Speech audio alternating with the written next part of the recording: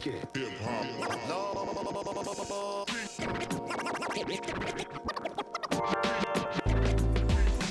Hey everybody, welcome back behind the bar with me this evening.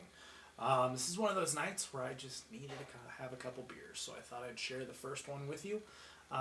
This one I actually got in the mail today, a beer I've wanted to have for a really long time that I've heard really good things about. Creature Comforts Brewing Company out of Athens, Georgia. This is Tropicalia, I think is how you pronounce it. I have no idea. 6.6% ABV IPA.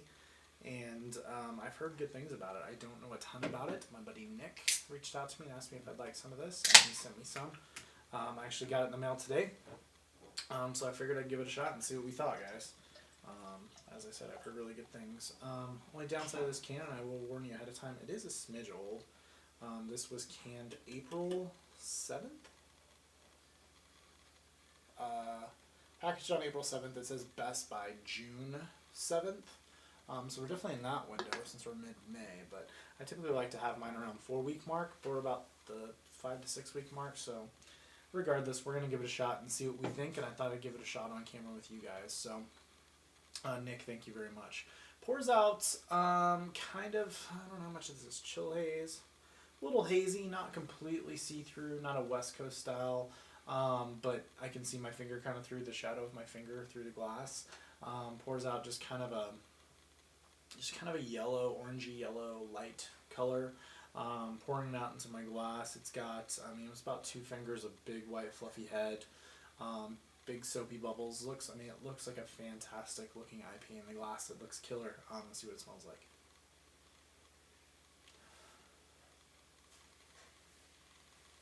Yeah, great nose. Big tropical fruits. Mango, pineapple, orange. Picking up a decent amount of grapefruit in this as well. The nose kind of reminds me of kind of a mix, kind of a mid-coast beer. As I kind of describe them, it's got a little bit of that, West Coast elements on the nose, but it's also got some big tropical fruits as well. 6.6%, it's very aromatic. It smells really, really, really good. Not picking up on a ton of malt bill, like maybe just a little bit of like sweet bready malt. Kind of just that white bread. Iron Kids, shout out, hashtag Iron Kids bread.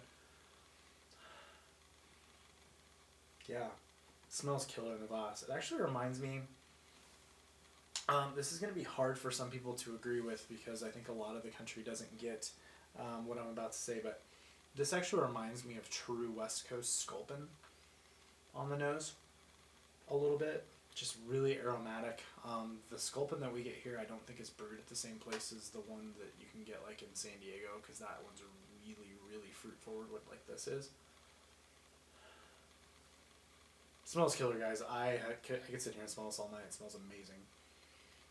But anyways, let's dive in. Nick, thank you again very much. Cheers, guys.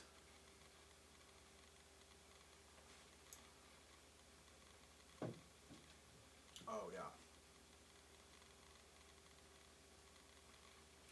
This is still really good. I was worried that it would have fallen off a little bit, and maybe it has, and maybe it's even better when you have this bad boy fresh. But this is oranges, pineapples, mangoes, papaya, passion fruit. I'm getting a little bit of the grapefruit. I'm getting some bitterness, but not a ton. It's not a terribly bitter IPA. I'm getting some bitterness, some dankness, kind of that grapefruit pith. Peel kind of bitterness. Super, super, super easy drinking at 6.6%, but very flavorful. This is really, really good. From a malt bill standpoint, it's you do pick up on a little bit of the bready malts, that crackeriness, that white bread kind of element is definitely there. It's kind of subdued. I would imagine if this was a little fresher, that would die off a little bit. But even at 6 weeks, this beer is drinking really, really good. As like a daily drinker IPA to have in your fridge at all times, it doesn't get much better than this. Yeah, big tropical fruits. Carbonation's great. it's just got that perfect kind of standard carbonation. It's not undercarbonated. I mean, the head's sticking around. You got good glass lacing. It's a well-made beer. I actually like, there's like this like bitter tropical fruit aspect that's sticking around on my tongue that I actually really enjoy. It's not like a lot of times a beer will like really dry you out and leave you with that piney, dank, like overly dank bitterness on your tongue. This doesn't do that. It's definitely got some bitter elements to it, but it's not over the top on the finish. It's fantastic.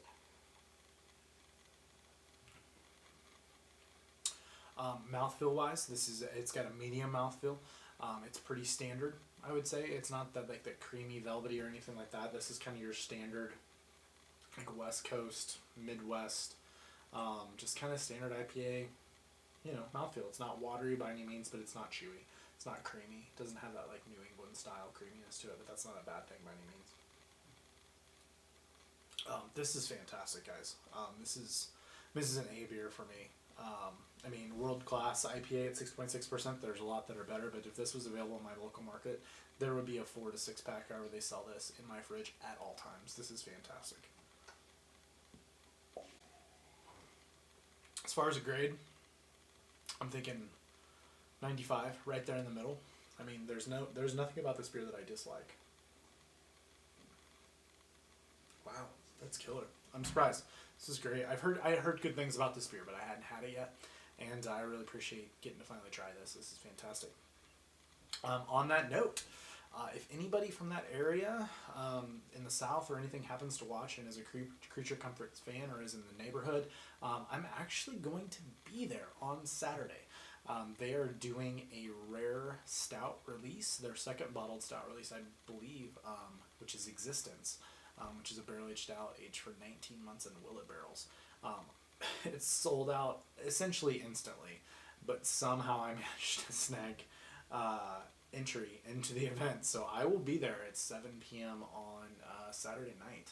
So I happen to be down in Atlanta, so I figured I would make the venture for a fun little beer night. So hopefully I get to meet some of the Creature Comfort people, which is kind of one of the reasons I wanted to review this beer before I went down there, so that I could have experienced at least one of their beers before I went.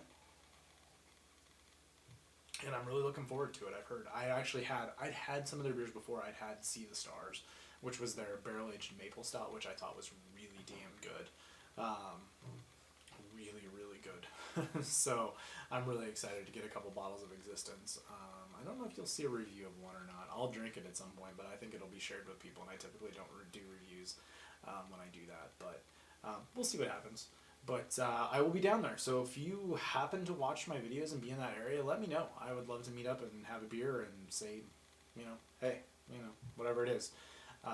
Would be more than, that would be great. But whether that's the case or not, I am giving this beer, Creature Comforts, Brewing Company, Tropicalia. I'm sure I'm pronouncing that incorrectly. 6.6%. We're giving that a 95 out of 100. Actually, I'm hoping I can get a hold of some of this fresh, and they have a double IPA I really want to try as well while I'm down there, and maybe bring some back and do a review of as well. But I'm going to try and do the can of this fresh and see if it changes my review at all. So I'll let you guys know if I do. But Nick, again, thank you very much. We'll leave this 95 out of 100, guys. Thanks for coming behind the bar. Thanks for the likes, subscribes, and comments. Until next time. Cheers.